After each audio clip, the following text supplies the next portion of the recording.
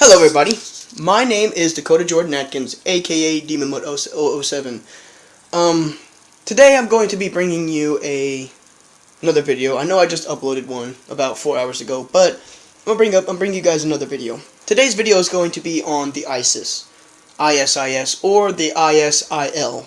Yes, the ISIS and the ISIL are the same thing. As far as I know, the way Obama described it, they're both the same thing, just different states or areas or countries.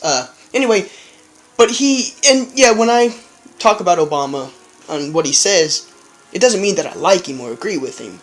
But he is our president, so, there's nothing we can do about that, really. But he now says that there are radical Americans who are actually joining the ISIS. Why? Why join the ISIS? They're all going to be killed eventually anyway. So why join them? That's stupid. You're just basically condemning yourself to a horrible life of torture and capture. It's just why?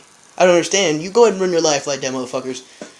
And if you really think you're making a difference, you're not. Because there are thousands and thousands and way more thousands out there who love America like I do. I was born here. I was raised here. I love this country. Yes, it has its faults. And yes, I don't agree with the way it's being ran in the White House, but really there's nothing you can do about it, so you might as well just suck it up and deal with it. As simple as that. But now there's radical Americans that are trying to go to soldiers' houses or military members' houses and kill them. Yeah, good luck with that, asshole. Have fun with that.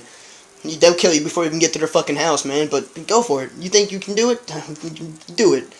Try it. But I don't understand, man. How the fuck are you going to fund a terrorist group to do your bidding and then they turn against you and you're like, well, how did this happen? Well, what the fuck do you think, man? It's like playing with the loaded gun and accidentally shooting yourself in the knee. Well, how the fuck did that happen? Because you're an idiot and you're playing with a loaded gun. As simple as that. I just don't understand the state of mind of some people. I don't know, it's hard. It's hard to comprehend the state of mind that some people have as far as ditching. It's like that Bo guy. Bo Burhall, or whatever the fuck his name is. And, see, the thing about it is I know a lot about that. A lot more than more people should know. Because my brother was actually the leader of the platoon that guy was on. My brother was there the night that motherfucker walked out. He was not kidnapped. People try to say that this motherfucker was kidnapped as he went out to the porta potty. First of all, my brother was very clear in what he said. Okay, first of all, the outhouse is right next to the tents, okay?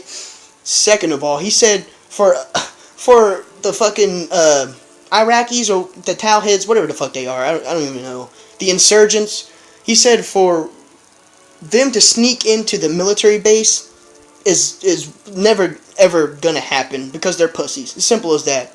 They're not gonna sneak into an American base, okay? They're pussies. Okay, now, I've heard people say, well, they snuck into the tent and captured the guy. But you gotta think about it this way, and my brother made a really good point when he told me this. Out of all the soldiers they had to walk by to get to his cot, why would they pick him out of all the other soldiers? It's a little suspicious, don't you think? So, my conclusion is, why was Obama in such a hurry to get this guy? To trade 5 well-known terrorists who were locked up in Guantanamo Bay because they're so horrible for this one guy. Okay, now, somebody brought up a point to me that the military has this, not law, but this rule or whatever, never leave a man behind. He wasn't your man. He betrayed you. He left his country. So he was, as far as I'm concerned, when he walked out and joined up with the Iraqis, he was officially not our man anymore because he abandoned his country. Therefore, you would have not been in the wrong to leave him there. But obviously, and my brother made a really good point when he said this. Obviously, the dude knows something about what the American government is doing or what they're planning on doing that he shouldn't know. And that's why, American journalist James Foley was over there. They didn't even try to save this motherfucker. And then when the government confronted his parents who were angry, they looked them dead in the eyes and said, we don't negotiate with terrorists, but yet you just did that a couple months ago. I don't get it. I don't. And I've had friends, how much is the American people going to take? That is a very good question. But eventually we will do something. us actual true Americans will have an uprising and change our government. It has happened in every other country. It just takes time. Eventually, everybody in America will get up one day and say, you know what? I'm tired of this shit. I really am. And we'll have an uprising. As simple as that. The American government will change their ways and we'll get a better president. Well, actually, to be honest with you, the last couple of presidents we've had have been really bad. But to be honest with you, I hated George W. Bush, but I'm actually wishing we had him back in the White House compared to Obama. And, you know, people look at me, well, you say that because you're a racist. Man, Obama ain't even fucking black. That motherfucker's Muslim and white.